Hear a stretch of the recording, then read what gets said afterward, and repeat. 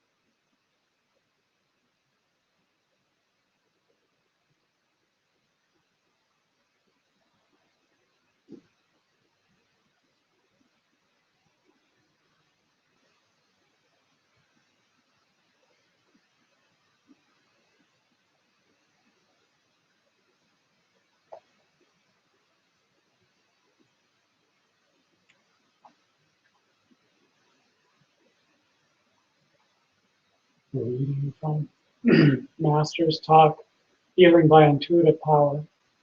I gave this talk on February 28th, 1948. It begins, how is everyone? Awake and ready?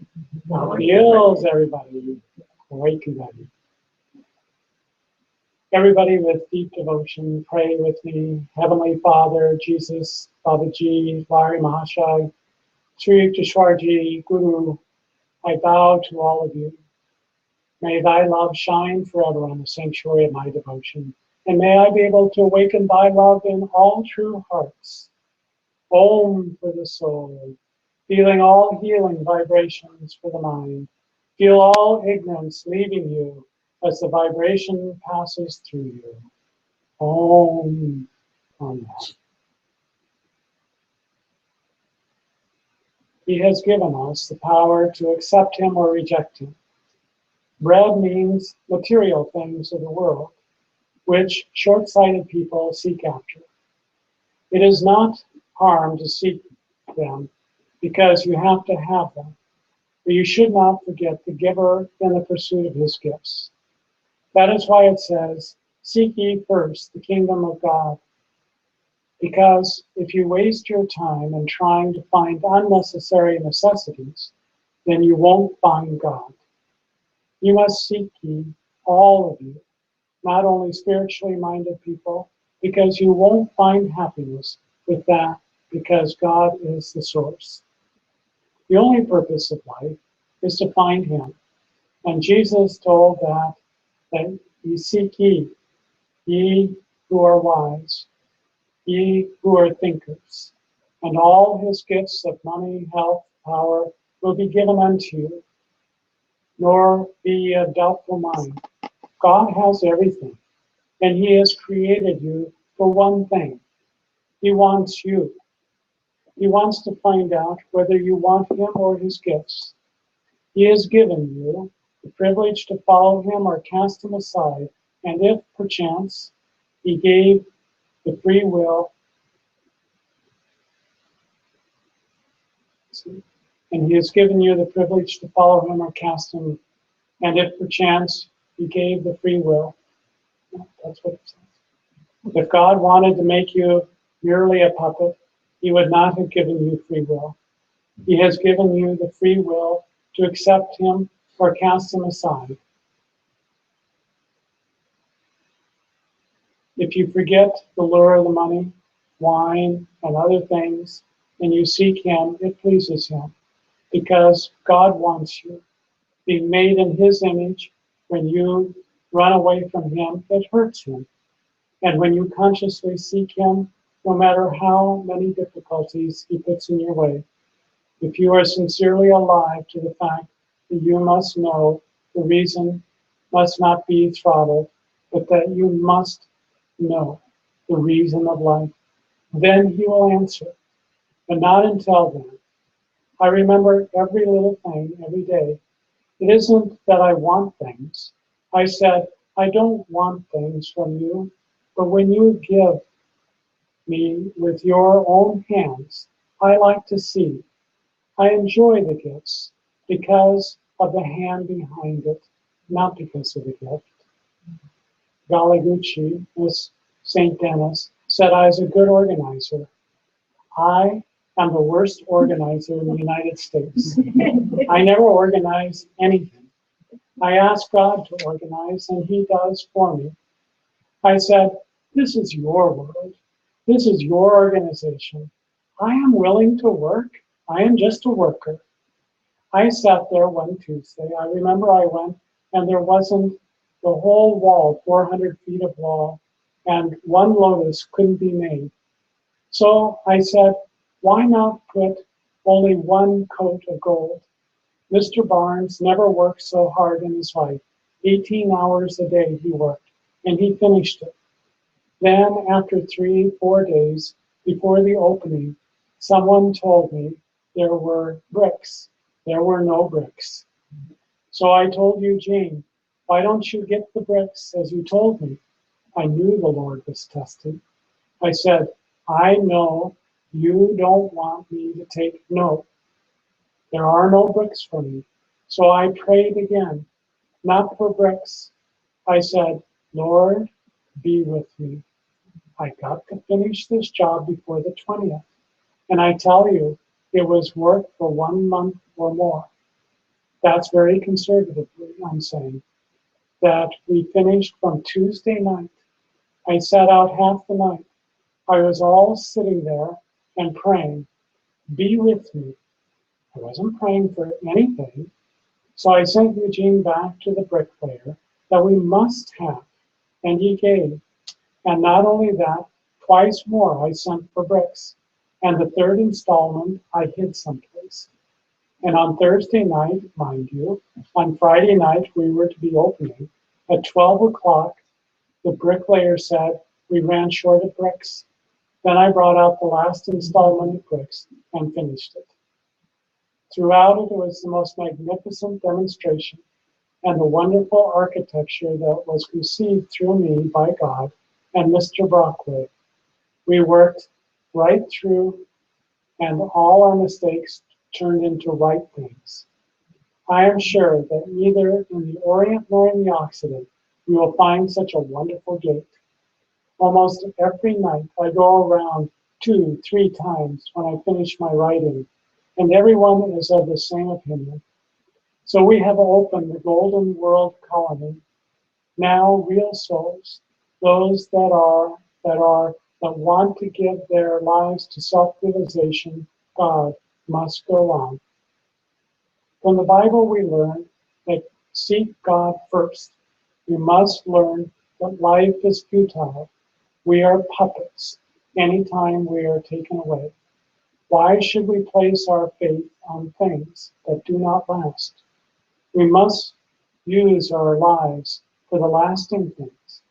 And remember, because you do not understand this life, and because you have intelligence, so you must all the more use that intelligence to find Him, and you will. I am not telling you the untruth. If I did not have any experience with that mighty power, I would not have asked you. Seek Him. Spend your time with Him at night. When night comes, practice self-realization technique with your whole heart and soul, and you will find Him. He who watcheth me always, I watch him always. It's a quote from the Bhagavad Gita. He who watcheth me always, I watch him always. He looks at me through the niche of space, and I look at him from the ports of the sky. If you put your mind on him, you will see that out of the invisible, out of the unseen skies, a seer, perceptive presence will speak to you. You can talk to God. You can hear his voice in words, not only through feeling. If you love him enough and refuse to take no, when you want him, you must want him with all of your heart. That is why in the morning, do not think of breakfast, coffee, and toast, but think of God. Steadily, just as a compass, no matter how you turn it, the needle points northward. So must your mind be on God, no matter which way you turn, and you will see that there is a God. He just steals silently. Only through devotion light can you see him. Have faith in him, because you see all these things couldn't happen.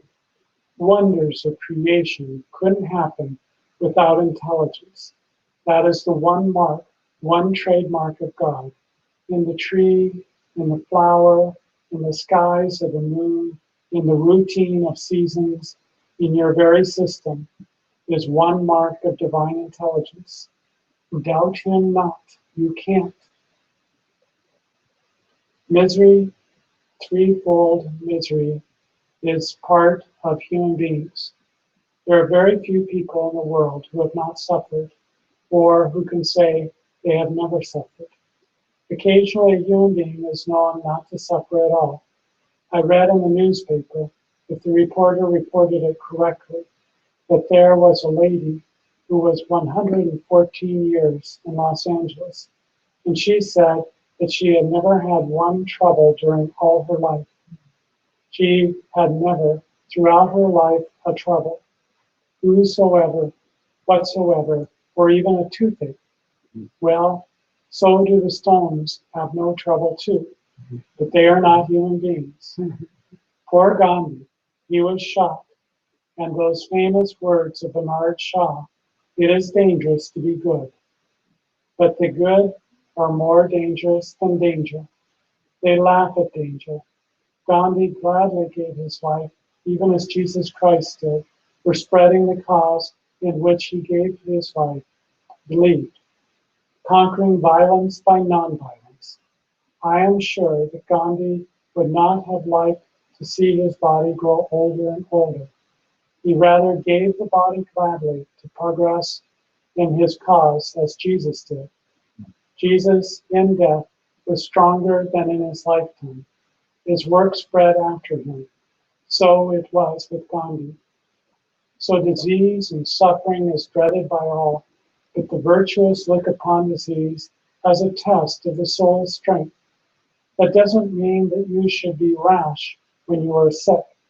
Do you not must not mentally accept the suffering that it causes. Mentally, we must be detached. That way, suffering will have no meaning, and yet, suffering always tells us to go back where we belong. If there were not suffering, we would remain in the mire of this world, and we would be so engaged in it that there would be no freedom. It is suffering, our greatest friend, most dreaded but greatest friend, which tells us to go back where we belong. And if you can reach there through the voice of suffering, then we shall suffer no more. But later as you grow, it isn't only suffering, but the voice of your wisdom becomes sufficient to take you to the kingdom of the Father. But anyway, suffering is considered an enemy. Suffering is a handicap before you have found wisdom. Suffering must be destroyed. When you have wisdom, then suffering doesn't mean a thing. When Jesus Christ was crucified, he smilingly and happily felt not for his own suffering, but for the suffering for the bad karma for the people who had crucified him. He said, Father, forgive them, for they know not what they do. So did Gandhi also die with forgiveness, and that was not the first time. There was a time in South Africa he was left for dead, when he was stabbed by somebody, and he forgave that person and refused to take any proceedings against him. And that person who stabbed him became a disciple of God. Suffering has to be avoided or conquered by methods of cure or by wisdom. Wisdom is the final cure of suffering. When you know that you are not the body, then you are free. As I often tell this story, that in my childhood days, I used to often dream that a tiger had broken my leg, and my mother would come with a lamp and show me my leg, that it was intact. And I still would say, Mother, it still hurts. Then I would laugh afterwards. After Mother did that several nights, whenever the tiger came at night to break my leg, I knew it was a dream, and I wasn't going to be afraid. And that was the one of the greatest lessons I realized. And if you realize that this life is a dream of God, last night when you slept, there was no consciousness of the body or all the troubles you have suffered in the body. There is a time, for several hours at night, when you completely detach yourself from yourself. That shows you must learn while awake to detach yourself from the body, so that the body cannot anymore be a cause of torture. If you know that you are one with God, disease will not mean a thing, even if God tests you with disease, just as he tested many, many saints. You won't suffer the pain of disease at all. The idea is to remove ignorance from your mind, to realize your identity with God. Intuitively, if you realize that you are with God and no more think of yourself as a human being, you'll be far away from disease. It is the best way. There are other ways, lesser ways. The primeval man, when he was sick, he stopped eating. He learned to fast. Animals never eat when they are sick. The human beings very much like to eat when they shouldn't. So much is the skill of ignorance. Human beings think, because they are intelligent, that they can get away with anything, but they can't. So many dig their graves with forks and knives. Fasting is one of the very best ways, fasting and cleansing. Anytime you feel that you don't have much appetite, you should stop eating for a day or two, and by fruit juices, get the toxins out of your system. Disease is really nature's way of letting out poisons which you accumulated through your ignorance. So disease is not a punishment, it is actually nature's way of trying to get rid of it. But if you have so much poison in your body, by the time all the poison is out, your body is dead. That is not nature's fault. That is your fault. Toxins are one of the greatest causes of disease. Everything that you eat, part of it is converted into toxins, and through improper elimination, those toxins remain. You would be surprised, in your colon, there is enough poisons to kill you. You carry a rattlesnake with you, and you don't know it. When there is the slightest constipation, remember that it is the danger signal. You are collecting toxins. And when something comes out, a tumor or cancer or something else, you blame nature. So you must remember, your disease is caused by the nature of the karmic condition of your body, which you brought from the past. If your body is subject to disease, you must be all the more careful, and you must not say, oh, somebody else does everything and gets away with it. He had a better body. He has a body that he derived due to better karma of the past. Therefore, and if you have a better body, that doesn't mean that you should abuse it. Because when your good karma will be worked out, suddenly disease will jump on you. Therefore, it is good to follow dietetic laws. Of course, there are those who talk nothing but of lettuce and nuts all day and all night. Swami Vivekananda said, don't make a religion of the kitchen. And yet, we should learn to follow good dietary laws. And most of all, to rise above this body. Because when we do so, we are illumined with divine consciousness. And then that divine consciousness can permeate down to our body. It can heal us of these various diseases and toxins. And even if we have to suffer for a certain amount of time through some difficulties, by lifting the consciousness up, feeling the bliss of God, feeling the presence of God, we are not only doing the best we can to heal this body, but we are also healing the soul, which ultimately the mind and the soul is the source of all this ease. So let us now meditate deeply, connecting with that divine consciousness and feeling it not just transcendent to this body, but feel that the divine consciousness is coming through your spine and radiating out to all of your body, feeling that the cells of your body are then being illumined by a tiny solar system that radiates out light, so that every cell of your body is a sparkling light of divine consciousness.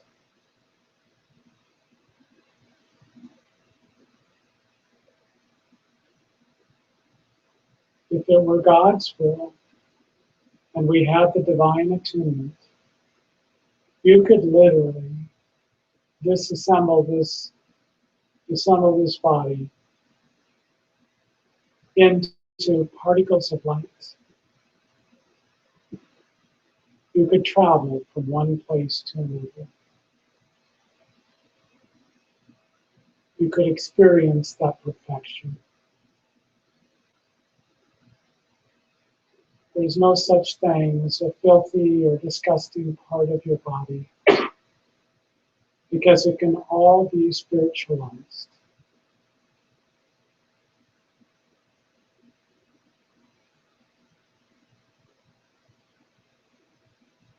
And so to feel yourself, to be that radiant being of light, and that at the center of every cell of your physical body, light also radiates.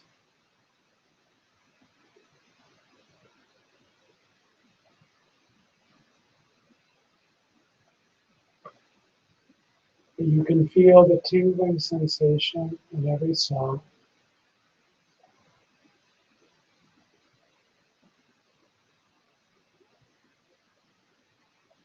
And you can feel why all the cells of your body are separate, easily taken apart,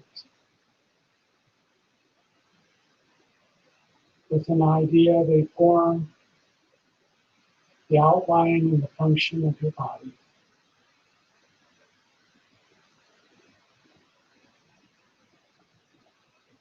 Do not ever accept the idea that you have a permanent condition of dis-ease in your body. You may have some temporary problem. Feel that the perfect light of God being in every cell of your body brings it all around to be perfect, functioning exactly the way that God designed it.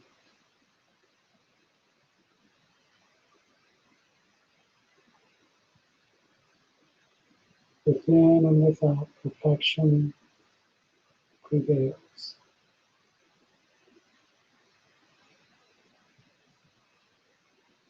And even if a certain condition in your body, as Master said, work itself out so that the body dies, never lose hold of this idea of perfect health and light radiating from every part of you, because that is what you will take with you when you leave this body: perfect health, a body filled with light.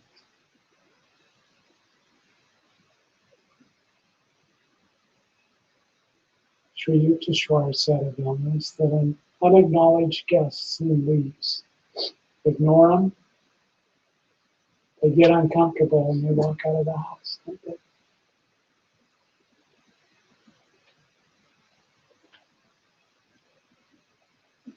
Keep God first in your life.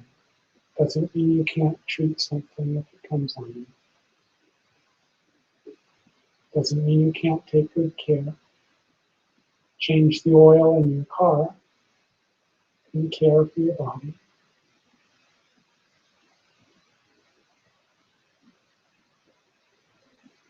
But put God first and keep God first.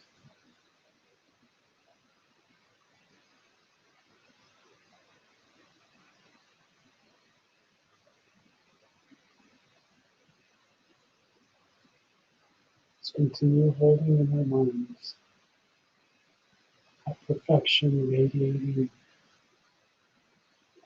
throughout the entire body, mind and soul.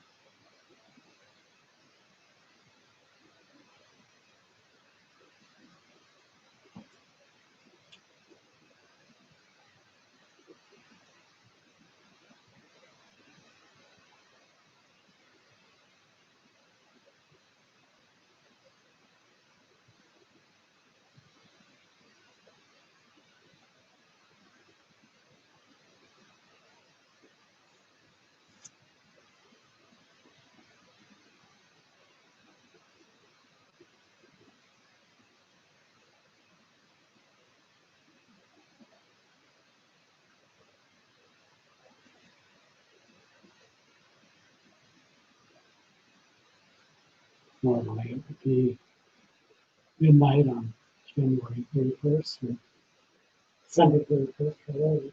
I'd be wishing you all a happy new year. But you'll have to let the day suffice. Happy New Year.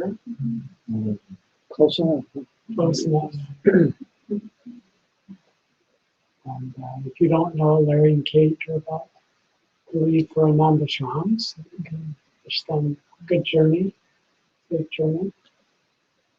Take your love and your thoughts along with mine to everybody at the ashram here.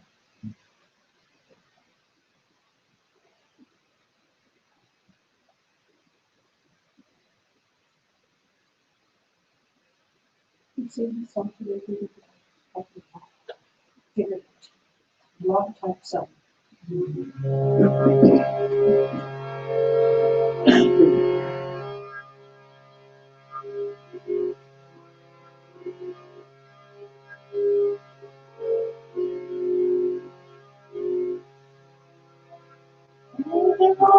Turn sunshine on you, walls around you, take your life with you, let you all the way home. May the long-term sunshine on you, walls around you, and your life within you, guide you all the way home. May the long-term sunshine on you, always surround you, and your life within you, guide you all the way home.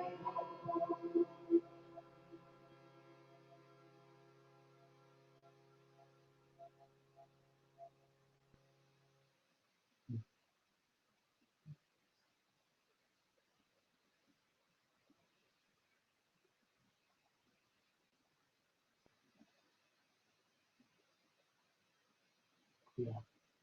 Cookies, things to drink upstairs, I hope you stay.